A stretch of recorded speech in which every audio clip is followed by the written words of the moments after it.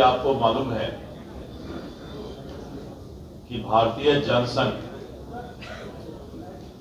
और 74 साल के अपने यात्रा को पूरा करने वाली राजनीतिक दल भारतीय जनता पार्टी और राष्ट्र के राजनीति और विकास पथ और अंतर्राष्ट्रीय स्तर पर भी दुनिया की सबसे बड़ी राजनीतिक दल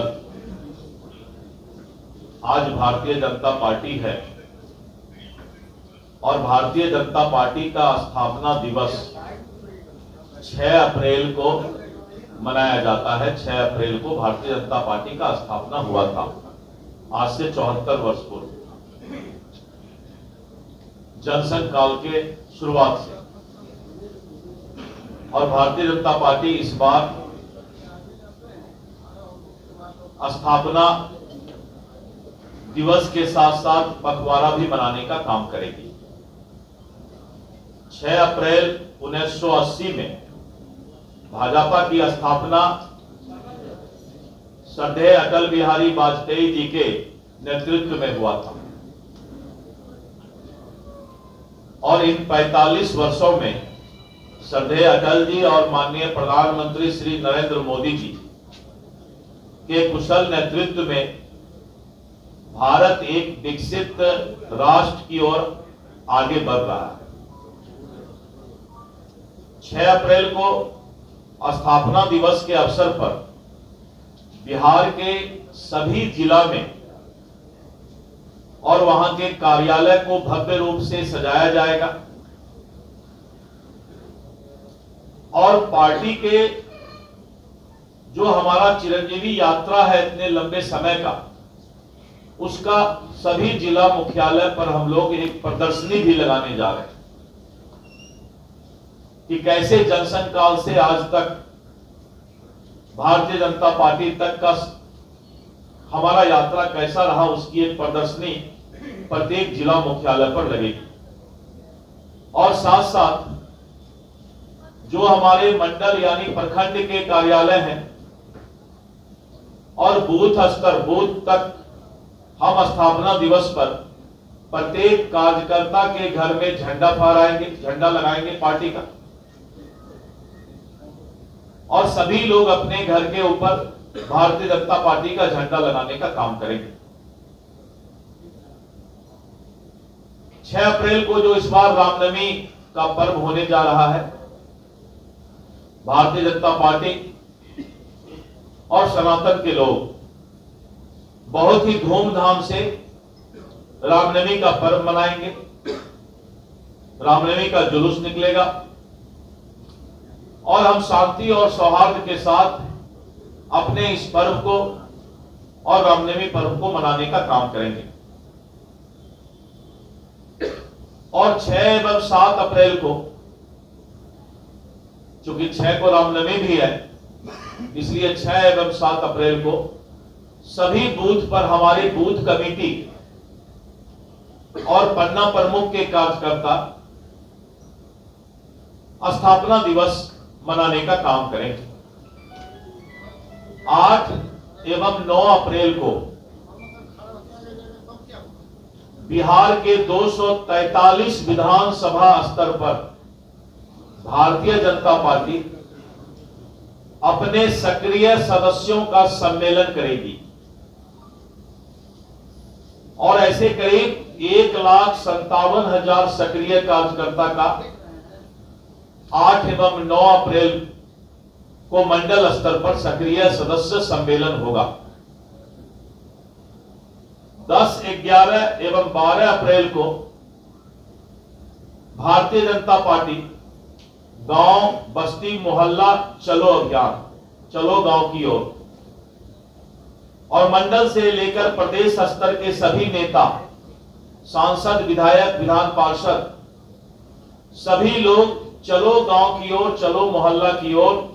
और 3 दिन जो है गांव का अपने स्थापना दिवस पर यात्रा करेंगे, लोगों को भारतीय जनता पार्टी और जनसंघ काल के आज तक के यात्रा के बारे में बताएंगे। प्रत्येक दिन कम से कम ये 8 घंटे का कार्यक्रम होगा। बहुत बृहद तौर पे भारतीय जनता पार्टी इसको घर घर तक अपने विचारधारा को पहुंचाने का काम करेगी और इन सबको बीजेपी फॉर विकसित भारत, इस सभी कार्यक्रमों को सोशल मीडिया पर भी पोस्ट किया जाएगा। बीजेपी फॉर विकसित भारत और सभी कार्यक्रम को हम लोग इस पर मीडिया पर पोस्ट करेंगे। हर बूथ तक विचारधारा और जो हमारी उपलब्धि रही है उसको पहुंचाने का काम करेंगे और मुझे पूरा विश्वास है कि भारतीय जनता पार्टी स्थापना दिवस के पखवाड़ा में गांव-गांव तक, बूथ तक, प्रदेश से लेकर बूथ स्तर तक धूमधाम से इस बार वक्फ बोर्ड के काम को सुव्यवस्थित करने के लिए, व्यवस्था में लाने के लिए और वक्फ संपत्तियों का कुशल प्रबंधन सुनिश्चित करने के लिए मैनेजमेंट, ये संशोधन बिल लाया गया है। ये संशोधन बिल है क्योंकि वक्फ की जो संपत्ति है उस संपत्ति का दुरुपयोग और कुछ लोगों का कब्जा लगातार शिकायत आ रहा था और जो हमारे गरीब मुसलमान भाई हैं, पासमंदा मुस्लिम भाई हैं, वक्फ बोर्ड का कोई भी साधन संसाधन और उसका सुविधा इस देश के गरीब मुसलमानों को, पासमंदा मुसलमानों को नहीं मिलता था। अगर आप आंकड़ा देखें तो वक्फ का जो आय था 2019-20 में 166 करोड़ वक्फ का आय था, वक्फ बोर्ड का। लेकिन 2020-21 यानी एक साल बाद ही 62 करोड़ रुपया आय कम हो गया और 104 करोड़ हो गया। और अगर हम 2021-22 की बात लेते हैं तो फिर 42 करोड़ रुपया गलत प्रबंधन के कारण ये आय कम हुआ और 61 करोड़ हो गया और 22-23 में 27 करोड़ हो गया, 23-24 में 14 करोड़ हो गया। तो 166 करोड़ का जो वक्फ का इनकम था, आय था, इन लोगों के गलत प्रबंधन के कारण और कुछ लोगों के कब्जा के कारण, व्यक्तिगत उपयोग वक्फ के संपत्ति में करने के कारण ये डाटा है, ये डाटा अपलोड किया हुआ है और वक्फ के संपत्ति का कुछ लोग जो है गलत उपयोग करते थे। सच्चर कमेटी ने भी कहा कि कम से कम 12,000 करोड़ इसका सालाना इनकम होना चाहिए और इनकम कितना हो रहा है? मात्र 14 करोड़। सरकार ने फैसला लिया है कि वक्फ के संपत्ति का सही प्रबंधन किया जाएगा और कुछ लोग के पॉकेट में जो वक्फ चला गया था अब उनके पॉकेट में वक्फ नहीं रहेगा, कानूनन तरीके से वक्फ चलेगा। भ्रष्टाचार और कुप्रबंधन को रोकने के लिए, पारदर्शिता और दक्षता लाने के लिए यह संशोधन बिल लाया गया है। वक्फ के सारे संपत्ति और उसके आय का उपयोग भारतीय मुसलमान भाइयों पर ही होगा। संशोधन बिल में ऐसा नहीं है कि वक्फ के संपत्ति या आय का दूसरे जगह कहीं खर्च किया जाएगा, लेकिन उसका जो भी इनकम आएगा, आय आएगा, वो भारतीय मुसलमान भाइयों पर खर्च किया जाएगा और जो 14 करोड़ आय है उसको बढ़ा करके 12,000 करोड़ आय किया जाएगा। ये सच्चर कमेटी में भी कहा। तो इतना बड़ा संपत्ति को और बिना किसी आय के रखा गया था कुप्रबंधन के कारण, तो वित्तीय पारदर्शिता इसमें नहीं था, फाइनेंशियल ट्रांसपेरेंसी नहीं था और अब इस संशोधन बिल के बाद वित्तीय पारदर्शिता आएगा, राजस्व में वृद्धि होगा, लक्षित आवंटन बढ़ेगा, उन्नत निगरानी होगी और वक्फ बोर्ड के लिए आत्मनिर्भरता होने से सरकारी सहायता पर निर्भरता कम हो जाएगी। और इसके साथ साथ वक्फ बोर्ड का सर्वोत्तम उपयोग करने से वक्फ बोर्ड की संपत्ति का प्रति वर्ष आय 12,000 करोड़ रुपया से अधिक राजस्व प्राप्त होगा, जो गरीब मुसलमान भाइयों के स्वास्थ्य, शिक्षा, देखभाल, कौशल विकास और आर्थिक विकास, सामाजिक विकास का भी काम करेगा।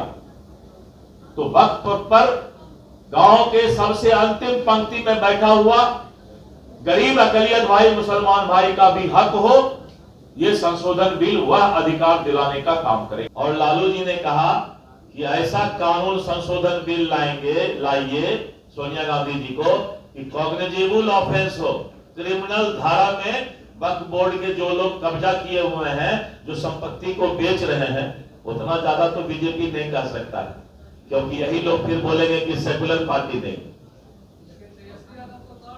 अपने पिताजी को पहले पूछ ले तेजस्वी जी ठाके एक बार, पिताजी के भरोसे तो राजनीति कर रहे हैं।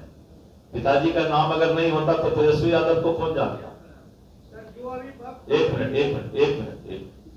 पिताजी का नाम अगर नहीं होता तो तेजस्वी यादव जी को कौन जानता? आप ही में से कोई बताइए। चांदी का चम्मच लेकर जन्म लेके गाल बजाना बहुत आसान होता है। कभी किसी गरीब का बेटा, लालू यादव जी बोलते हैं मैं समाजवादी नेता हूं, परिवारवादी नहीं हूं, समाजवादी हूं, लेकिन नेता बनाने के लिए बेटा ही मिलता है। किसी गरीब समाज के अंतिम तक के व्यक्ति को भी अगर नेता बनाने का काम करते, और क्या गाल बजाएंगे भाई को, जो जिनका बुनियाद ही लालू प्रसाद यादव जी हैं, उनके बगैर तेजस्वी जी का कोई पहचान है क्या?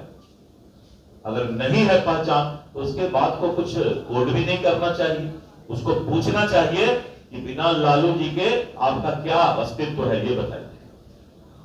लालू जी नहीं होते तो आपका बुनियाद खड़ा नहीं होता नेतागिरी का। तो इसलिए इन सब बातों को, उनके पिताजी का जो बयान है उसको देखना चाहिए लालू जी को। धन्यवाद। 13 राज्यों में प्रदेश अध्यक्ष का चुनाव हुआ है। अभी संगठन पर्व भारतीय जनता पार्टी का पूरे देश में चल रहा है। जब 19 राज्यों का प्रदेश अध्यक्ष का चुनाव हो जाएगा तो फिर राष्ट्रीय अध्यक्ष का चुनाव होता है। और इसी बीच में यह प्रक्रिया चलता है कि जहां प्रदेश अध्यक्ष बनाए गए हैं तो फिर उनकी कमेटी बनती है। अभी लंबा समय है मेरे पास, कोई चिंता मत कीजिए, हम बहुत फास्ट